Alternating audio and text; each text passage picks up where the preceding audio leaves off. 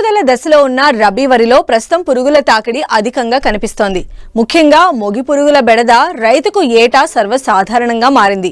వీటి ఉధృతి వల్ల 10 నుంచి 30% దిగుబడికి నష్టం వాటిల్లే ప్రమాదం ఉంది.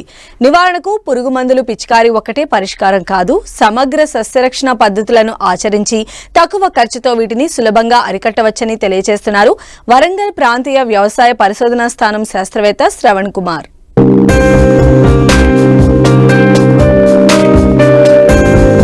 తెలుగు రాష్ట్రాల్లో అన్ని ప్రాంతాల్లోనూ ప్రధాన పంట వరి.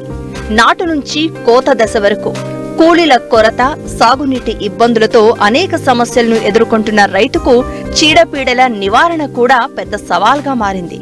దీనికి ప్రధానంగా యాజమాన్య లోపాలు ఒక కారణమైతే, ప్రతికూల వాతావరణ పరిస్థితులు ఈ చీడపీడల ఉధృతికి దోహదపడుతున్నాయి. వరి సాగయ్యే అన్ని ప్రాంతాల్లోనూ ముగిపురుగు దాడి సర్వసాధారణంగా మారిపోయింది. ఇది నారుమడి దశ నుంచి పైరు కంకివేసే దశ వరకు ఏ సమయంలో అయినా ఆశించి నష్టం కలగజేస్తోంది. వివిధ ప్రాంతాల్లో పిలక దశ నుండి దుబ్బు చేసే దశ వరకు వరి ఉంది. ఆలస్యమైన ప్రాంతాల్లో అక్కడక్కడ ఇంకా నాట్లు వేస్తున్నారు. అయితే ఈ సమయంలో మొగి పురుగును ముందస్తుగా అరికట్టేందుకు తీసుకోవాల్సిన జాగ్రత్తల గురించి తెలియజేస్తున్నారు వరంగల్ ప్రాంతీయ వ్యవసాయ పరిశోధనా స్థానం శాస్త్రవేత్త శ్రవణ్ కుమార్. ముఖ్యంగా ఈ ప్రస్తుత పరిస్థితుల్లో వరిని కాండం తొలచు పురుగు అనే పురుగు మనకి ఆశించి నష్టం చేయడం మనం గమనిస్తున్నాం. మనకి ముఖ్యంగా ఈ కాండం తొలచు పురుగు లేదా మొగి పురుగు యాజమాన్యం గురించి తెలుసుకోవడం చాలా ముఖ్యము. సో మనం ఇక్కడ గమనించినట్లయితే ఈ యాసంగి సీజన్లో వరి అనేది చాలా ప్రధానమైన ఆహార పంట. గత సంవత్సరము కూడా యాసంగిలో ఈ యొక్క కాండం తొలచు పురుగు ఆశించి మనకు నష్టపరచడం జరిగింది. ఈ సీజన్లో ముఖ్యంగా ఆఖరు వరకు మనకు వ్యవసాయ శాఖ గణాంకాల ప్రకారం సుమారుగా ఒక 30 లక్షల ఎకరాలలో ఈ యొక్క వరి సాగు అనేది చేపట్టడం అనేది జరిగింది. ఇంకా కూడా చాలామంది రైతులు నాటు వేయడం అనేది మనం చూస్తున్నాం. సో సుమారుగా 30 లక్షల ఎకరాల పైనే మనకి మన తెలంగాణ రాష్ట్రంలో వరి సాగు అనేది మనము చూడవచ్చు. ప్రస్తుత పరిస్థితిలో వరి పంట ముఖ్యంగా పిలక దశలో ఉంది. చాలా చోట్ల కొన్ని చోట్ల దుబ్బు చేసే దశలో ఉంది. ఈ సీజన్లో మనకి చాలా చోట్ల వరి పంటను ఈ యొక్క కాండం తొలచు పురుగు లేదా మొగి పురుగు అనేది ఆశించి నష్టం చేయడం గమనించడం జరిగింది. ఇది మనకి వరిలో చాలా ప్రధానమైన పురుగు. మనకి అట్లాగే ముఖ్యంగా ఖరీఫ్ సీజన్లో అట్లాగే యాసంగిలో 2 సీజన్లో కూడా ఇది ఆశించి నష్టం చేస్తుంది. ముఖ్యంగా యాసంగి సీజన్లో ఈ యొక్క మొగి పురుగుకి అనుకూలమైన వాతావరణం ఉండటం వల్ల ఇది మనకి వరి పంటను వివిధ దశల్లో ఆశించి మనకి నష్టం చేస్తుంది.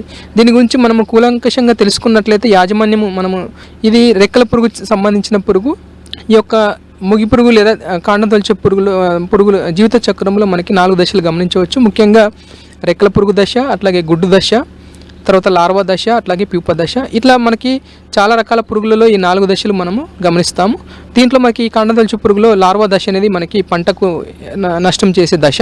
ఈ రెక్కల పురుగులు మనం గమనించినట్లయితే ఇవి మధ్యస్థంగా ఉంటాయి.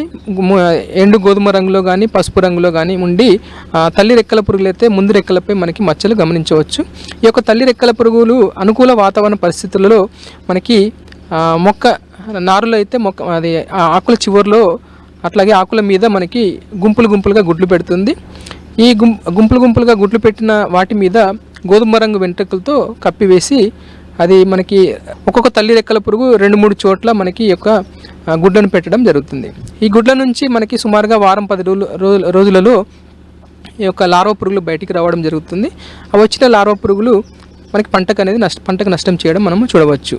ఈ లార్వా అనేది గుడ్ల నుంచి బయటికి వచ్చిన తర్వాత కనుపుల దగ్గర నుంచి లోపలికి వెళ్ళిపోయి కాండాన్ని కొరికి వేయడం వల్ల మనకి మొవ్వు అనేది చనిపోవడం జరుగుతుంది. మధ్యలో ఉండే కాండం చనిపోతుంది. దాన్ని మొవ్వు చనిపోవడం అనేది అని పిలుస్తారు. ముఖ్యంగా ఆ మొవ్వు అనేది ముందు పసుపు రంగులోకి మారిపోతుంది, తర్వాత ఎండిపోతుంది. దీన్ని పీకినట్లయితే మనకి సులువుగా చేతిలోకి రావడం జరుగుతుంది. యాసంగి వరిలో అధికంగా ఆశించే మొగి పురుగు పూత దశలో కనుక ఆశించినట్లయితే తెల్ల కంకులు ఏర్పడే అవకాశం ఉంది. దీనిని గుర్తించిన వెంటనే నివారించకపోతే తీవ్రంగా నష్టపోయే ప్రమాదం ఉంది. దీని నివారణకు ఎలాంటి రసాయన మందులు పిచికారీ చేసి అరికట్టాలో ఇప్పుడు చూద్దాం. అట్లాగే అంకురం ఏర్పడే దశలో ముఖ్యంగా పూత దశలో ఆశించినట్లయితే తెల్ల కంకులు ఏర్పడడం అనేది మనం గమనించవచ్చు. ఈ కంకులలో ఏంటంటే గింజలు ఏ ఒక్క గింజలో కూడా గింజ ఏర్పడడం జరగదు. మొత్తం అన్ని కూడా కంకిలోని అన్ని గింజలు కూడా తాలు గింజలుగా మారుతాయి. దీన్ని తెల్ల కంకులని పిలవడం జరుగుతుంది. ముఖ్యంగా రైతులు సరైన పోషక యాజమాన్యం చేపట్టినప్పుడు, అంటే సరైన ఎరువులు సరిగా వాడినప్పుడు, కాండం బలహీనంగా ఉన్నప్పుడు, అట్లాగే తేమ శాతం, గాలిలో తేమ శాతం ఎక్కువగా ఉన్నట్లయితే, ఉష్ణోగ్రత తక్కువగా ఉన్నప్పుడు ఇది ఎక్కువగా వచ్చే అవకాశం ఉంటుంది. ముఖ్యంగా యాజమాన్య పద్ధతులు మనం గమనించినట్లయితే, నారుమడిలో మనము నారు పీకడానికి ఒక వారం రోజుల ముందు నారు కొనలు తుంచి నాటు వేసుకోవాలి. అట్లాగే రసాయనేతర పద్ధతులు వచ్చినట్లయితే లింగాకర్ష బుట్టలు కానీ, లేదా దీపపెర్రలు, అట్లాగే సోలార్ దీపపెర్రలు పెట్టుకొని మనం మొగిపురుగు యొక్క రెక్కల పురుగు ఉనికిని మనం గమనించుకోవాలి. దాన్ని బట్టి మనము యాజమాన్య పద్ధతులు చేపట్టవచ్చు. అట్లాగే లింగాకర్ష బుట్టలకు వచ్చేసి ఒక ఎకరానికి 3 చొప్పున లింగాకర్ష బుట్టలు పెట్టుకొని ఈ యొక్క రెక్కల పురుగు ఉనికిని మనం గమనించుకోవాలి. ఒక వారం రోజుల్లో ఒక్కొక్క బుట్టకి 25 నుంచి 30 మగరెక్కల పురుగులు మనం గమనించినట్లయితే ఇమీడియట్గా మనము సస్యరక్షణ చర్యలు మనము చేపట్టాలి. ఈ విధంగా మనము వివిధ పద్ధతుల్లో ఈ యొక్క పురుగును గమనించుకుంటూ మనకి యొక్క సస్యరక్షణ చర్యలు చేపట్టాలి. మనకి రసాయనిక మందులకు వచ్చేసి పిలక దశలో మనకు నారుమడిలో నారు పీకడానికి ముందు వారం రోజుల ముందు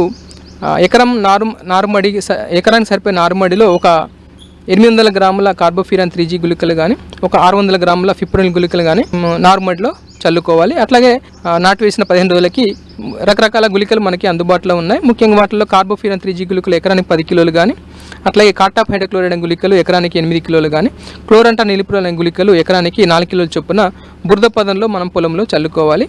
అట్లాగే అప్పటికి కూడా మనకి ఈ యొక్క పురుగు మనకి కంట్రోల్ కాకపోతే ముఖ్యంగా కార్టాప్ హైడ్రోక్లోరైడ్ మందు 2 గ్రాముల లీటర్ నీటికి, లేదా క్లోరంటా నిలిప్రోల్ మందు 0.3 మిల్లీలీటర్లు లీటర్ నీటికి, లేదా ఎకరానికి 60 మిల్లీలీటర్ కానీ, లేదా మనకి కొత్తగా అందుబాటులోకి వచ్చిన మందుల్లో టెట్రా నిలిప్రోల్ మందు ఎకరానికి 100 మిల్లీలీటర్లు, లేదా సైక్లోసిరమ్ అనే మన కొత్త మందు మార్కెట్లోకి వచ్చింది. ఇది ఒక 120 ml ఎకరానికి చొప్పున మనము మార్చి యొక్క రసాయనిక మందులు పిచికారి చేసుకోవాలి.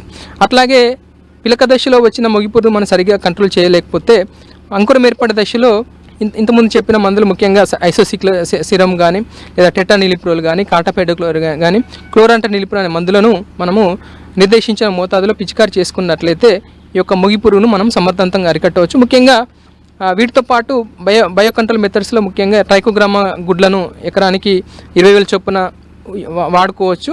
సో ఈ విధంగా రైతు సోదరులందరూ కూడా ఈ యొక్క మొగిపురుగు యాజమాన్య పద్ధతులు ఈ విధంగా చేసుకున్నట్లయితే సమర్థవంతంగా అరికట్టవచ్చు, మన యొక్క మొగిపురుగును అరికట్టవచ్చు. ముఖ్యంగా కాండం బలహీనంగా ఉన్నప్పుడు ఈ మొగిపురుగు ఎక్కువ వస్తుంది కాబట్టి నిర్దేశించిన మోతాదులో మనకి నత్రజని కానీ, భాస్వరం కానీ, పొటాష్ ఎరువులు కంపల్సరీగా వాడాలి.